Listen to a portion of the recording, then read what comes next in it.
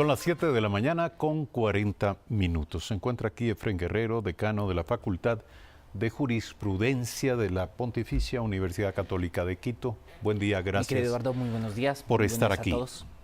Vamos a comenzar por el principio antes de iniciar este diálogo. Y el principio está dado por las declaraciones que virtió en este mismo espacio la señora Alexandra Córdoba, madre de David Romo. Ella, en este noticiero, hace un par de días, denunció que la Fiscalía procedió de una manera muy peculiar para demostrar a través de una pericia su teoría acerca de la desaparición y muerte de su hijo David Romo. Escuchemos lo que ella dijo. Tienen que tomar en cuenta que no estamos en una investigación, estamos en una audiencia de formulación de cargos donde Fiscalía con la total indolencia, Fiscalía que representa al Estado con total indolencia me relató cómo asesinaron a mi hijo y para probarme su teoría me llevaron al Camal Metropolitano a matar a un cerdo, a cortarlo en pedazos, a sacar sus vísceras, a sacar esas vísceras para luego el cuerpo proceder a hacerlo pedazos y quemarlo en pedacitos con un soplete. Eso hizo la Fiscalía General del Estado que representa al Estado ecuatoriano para decirme, así murió su hijo y por eso no hay cuerpo. Y ahora que vengan a decirme que van a buscar un cuerpo, yo lo acepto siempre y cuando sea una investigación. Pero después de toda esta indolencia, es más, son 6 días en una audiencia donde Fiscalía, en lugar de estar conmigo, que soy la víctima, para encaminar todo esto y lograr encontrar una verdad, Fiscalía más que nunca se ha mostrado opositora a mí, cuando ni siquiera nos deja preguntar y cuando se opone absolutamente a todo. Y en todos estos 6 días que han ido investigadores, peritos, testigos que Fiscalía se consiguió, simplemente cada vez que van a declarar nos muestra que esta teoría cada vez se va desvaneciendo más. Esto fue lo que dijo la señora Alexandra Córdoba, la madre de David Romo, aquí hace un par de días. Acerca de la segunda parte de sus declaraciones, ya vamos a hacer una consulta y un par de preguntas sobre esto al abogado de la señora Alexandra Córdoba, al doctor Milton Castillo. Pero lo que más nos impactó y lo que nos motivó a desarrollar informativamente, analíticamente este tema en esta mañana fue la primera parte de su declaración. La señora Alexandra Córdoba ha dicho que la Fiscalía del Ecuador, para mostrarle la teoría del caso, la condujo a un camal, al Camal Metropolitano. Allí cortaron un cerdo. Escúchese, físicamente, cortaron un cerdo. El cerdo se desangró, le sacaron las vísceras, lo desmembraron y lo quemaron con un soplete para mostrarle a la madre qué había ocurrido con su hijo. Es simplemente insólito lo que estamos escuchando. ¿Así actúa una fiscalía? ¿Es esto lógico? Y lo que queremos preguntar, más allá de todo calificativo, porque es casi incalificable, la pregunta es, ¿esto está dentro de los protocolos de comportamiento de una fiscalía, de profesionales del derecho? ¿Es esta la forma de demostrar la teoría del caso ante una víctima? Porque se supone que la madre del desaparecido es una víctima. También es una víctima el desaparecido. Pero la madre de la víctima también es una víctima. ¿Es esta la manera? Buenos días. Buenos días. Creo que en este escenario que estamos conversando y respecto a las declaraciones de la madre de David Romo, hay que tener en cuenta una serie de límites establecidos tanto en la Constitución como tratados internacionales y jurisprudencia internacional. La primera idea es que la víctima no solo se incluye a quien ha sufrido el daño material. No hablamos solamente de David Romo, sino en casos como Hellman versus Argentina, se calificó que el eximio poeta Juan Hellman también era una víctima de la muerte de su hijo en manos del Estado, en el momento de la dictadura argentina en los años 60. por poner un ejemplo. Eso implica que hay que tener en cuenta que el concepto de víctima es mucho más amplio de lo que uno esperaría inicialmente. Uno pensaría que a quien le roban es la víctima o quien muere es la víctima, pero también la familia, porque hay un sufrimiento relacionado a la pérdida de un ser querido, o el sufrimiento por conocer las circunstancias de la muerte de una persona querida, que generan una serie de implicaciones de índole psicológica que pueden afectar las condiciones de vida de la persona y su calidad de vida. Por otro lado, hay que tener en cuenta que hay 3 derechos que tiene que tener una víctima de una violación de derechos humanos. El primero es la verdad, conocer las circunstancias donde se han dado los hechos; justicia, conocer a los responsables; y una reparación adecuada a la integralidad de la situación. En este caso, de acuerdo a las palabras de Alexandra Córdoba, hay una situación anómala en el sentido de una pericia que puede haber generado una revictimización. ¿Qué se entiende como revictimización? ¿Qué se entiende como revictimización? Es el sufrimiento institucional provocado en el momento de la investigación de un caso que genera una violación de derechos humanos. Sufrimiento institucional. En ese sentido, que las instituciones del Estado, por acción o por omisión, podrían haber generado un daño en la psiquis de la señora Córdoba o en los derechos de la señora Córdoba.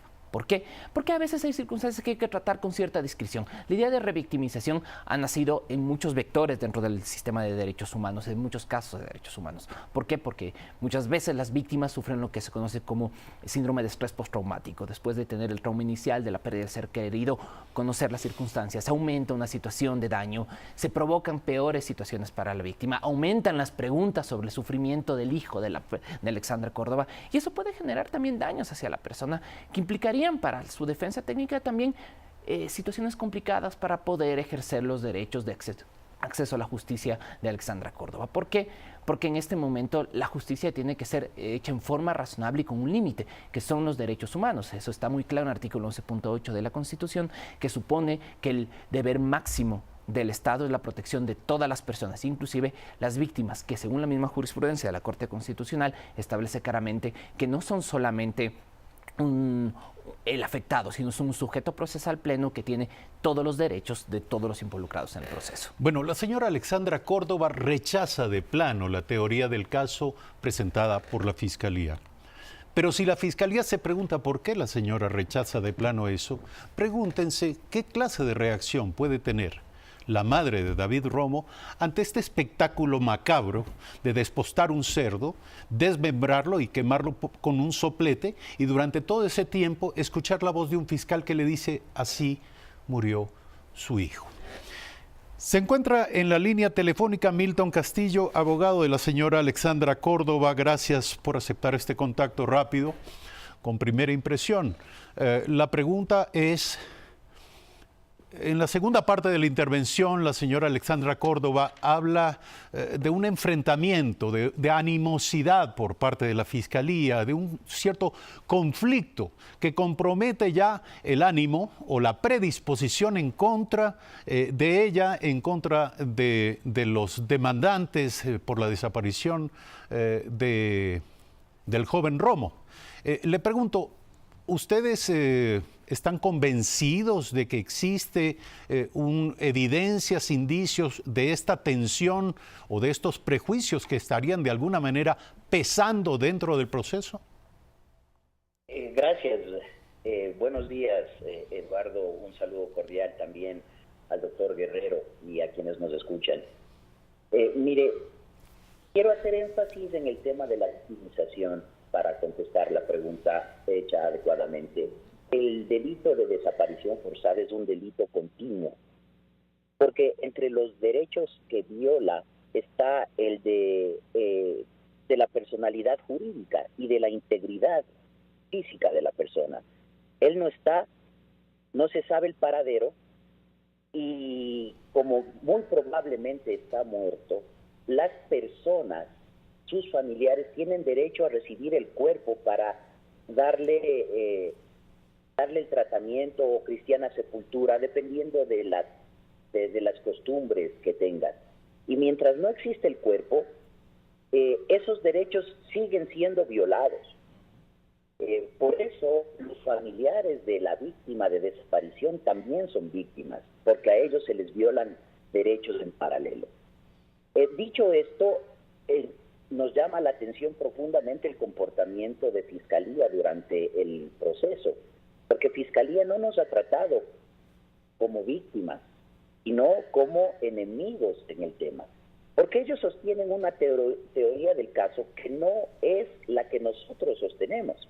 Sostenemos nosotros que al no haber existido la investigación precisa, adecuada, objetiva, para encontrar a David, para saber dónde estuvo al momento de la llamada de su madre, de la última vez que ella supo de él, a las 22:22 del 16 de mayo del 2013, no ha sido dada por la policía. Esta información la suplieron con testigos que dijeron que le vieron dentro del bus y con peritos de la policía que hicieron un peritaje para determinar aproximadamente dónde se encontraba al momento de la llamada.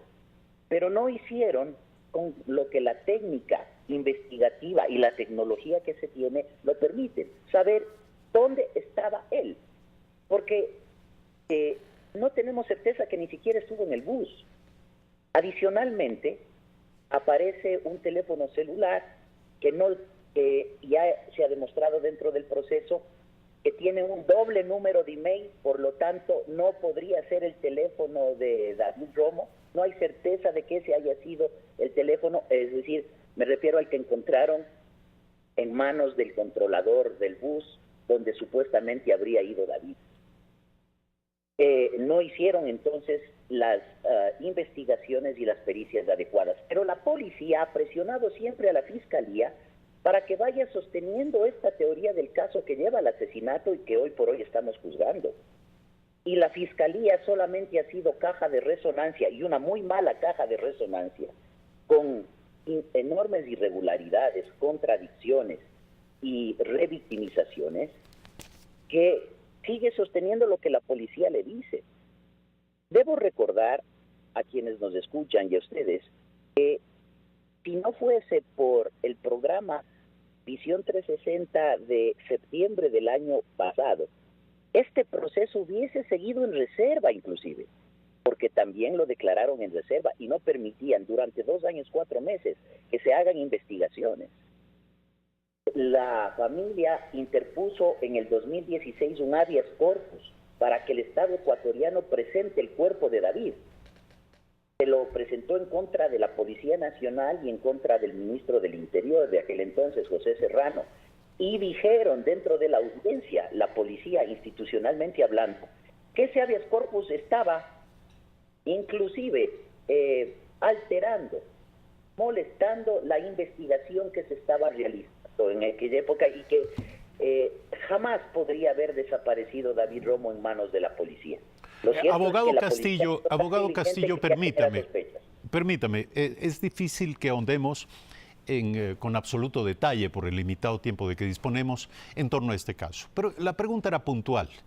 Ustedes tienen evidencias, tienen pruebas, hay forma de demostrar lo que ustedes han afirmado, que existe hostilidad de parte de la Fiscalía, que han recibido de alguna manera un trato que implica revictimizar a la víctima. En este caso, la víctima se llama Alexandra Córdoba. Efectivamente, tenemos la forma de demostrarlo y de hecho forma parte de la denuncia de desaparición forzada que presentamos ayer en la Fiscalía para que se investigue el comportamiento de Fiscalía, de todos los 8 fiscales que han conocido la causa, de todos los jueces que en lugar de juzgar la desaparición forzada juzgaron otros delitos y no el que se denunciaba, y en contra de las autoridades negligentes del Ecuador que nunca dieron respuesta a la familia de David.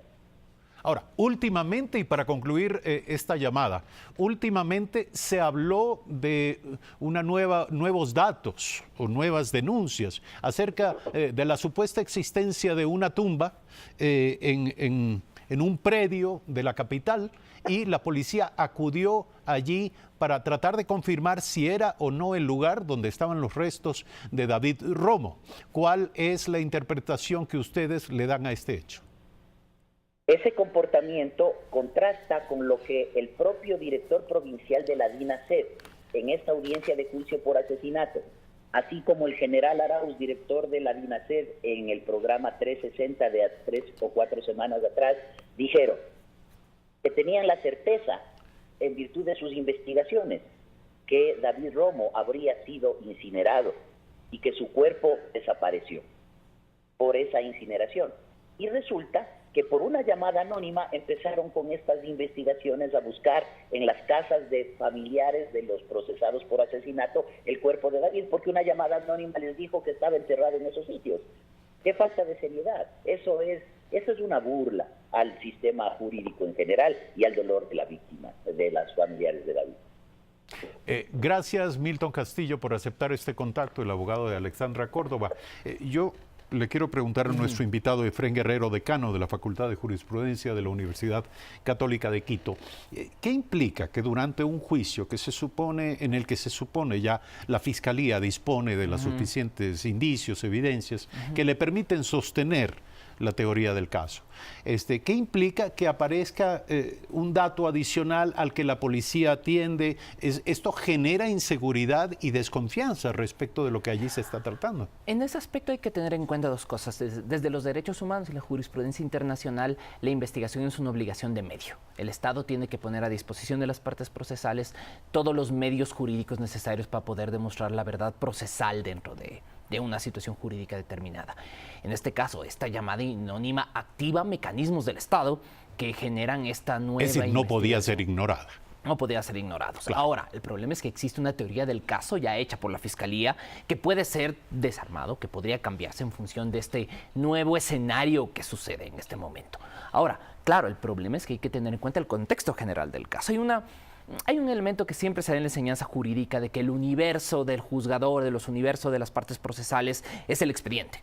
Y en este caso tenemos una situación de que para la familia y para los abogados de la familia de David Romo, ha habido momentos procesales muy duros. Hemos tenido 30 meses en los cuales no se ha tenido un acceso al expediente. Eso rompe, en mi opinión, todo principio de plazos razonables respecto a una actividad procesal y genera una situación de impunidad y una sensación general de injusticia que, como decía inicialmente, puede generar una revictimización en contra de la familia de David Romo, de Alexandra Córdoba y de todo su entorno. Y eso es lo que explica la actitud, obviamente, de Alexandra Córdoba, de su familia, de su abogado, respecto de lo que está actuando la Fiscalía. Claro, cuando tú tienes dentro de un proceso una situación en la cual tú ves puertas cerradas, cerraduras que no se abren, lugares a los que no accedes, o actuaciones Eso como genera suspicacia y genera desconfianza. suspicacias, y las suspicacias después generan una mayor cantidad de preguntas. Esa mayor cantidad de preguntas generan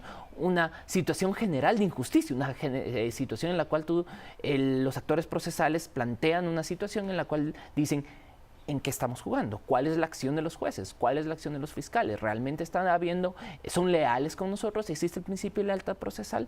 Entonces explicaría la actitud de la familia de David Romo. Respecto del tema de inicio, la revictimización que implicó este espectáculo en el Camal Metropolitano de Quito, ¿qué hacer? ¿A qué tiene derecho Alexandra Córdoba?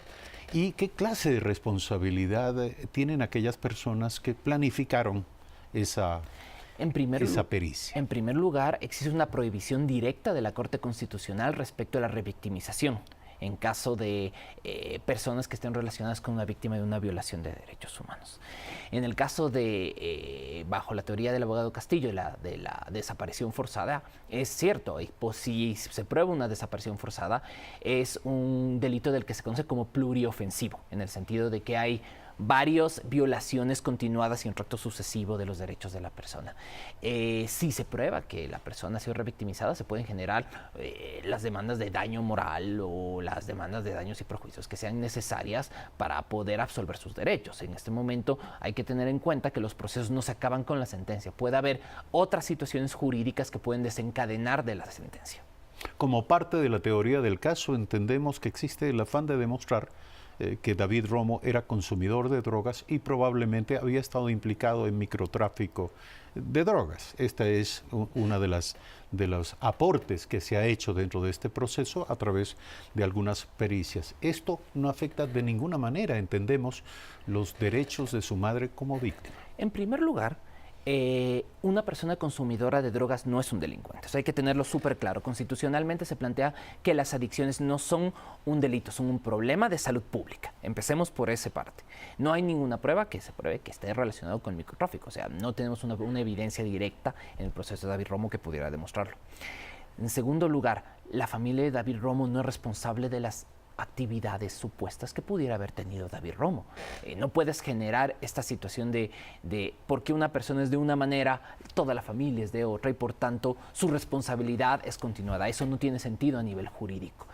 Además, esta prohibición de la revictimización también incluye de cuidar el honor y el buen nombre de todas las personas involucradas en el proceso. No se puede analizar a una persona como consumidora de drogas y por tanto merecedora de alguna consecuencia jurídica negativa.